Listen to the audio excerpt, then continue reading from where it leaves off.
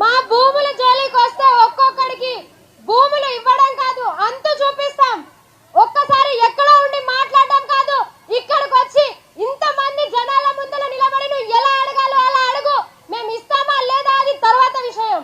నువ్వు ఇవాళ అక్కడ ఉండి మాట్లాడడం కాదు. మేము ఓట్లేసాం కదా, మా బాధలు నీకు కనిపించట్లేదా? మేము ఓట్లేసినావా? వెయ్యని వాళ్ళు వచ్చి మాట్లాడుతున్నారు, నువ్వెక్కడ ఉన్నావు సార్?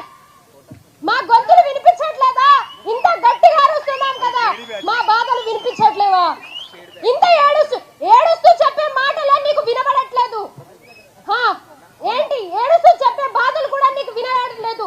మా నాన్న అడుక్కొని తిన్నాడంట ఇన్ని రోజులు.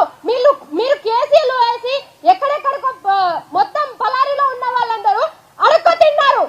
ఇలాంటి పరిస్థితికి తీసుకొచ్చావు సార్ నువ్వు. మాకు ఓట్లు వేసింది మమ్మల్ని ఊళ్ళో నుంచి వెళ్ళగొట్టడానికి కాదు, ఊళ్ళో ఉండి పంట పొలాలు పండించండి, నేను మీకు తోడుగా ఉంటామని చెప్తామని ఓట్లేసాం.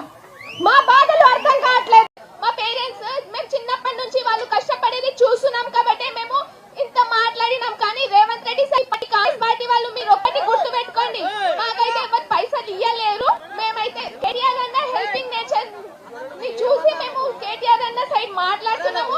రేవంత్ రెడ్డి సార్ మీరు ఒక్కటే గుర్తు పెట్టుకోండి, మీరు చీఫ్ మినిస్టర్ అయిపోతున్నా.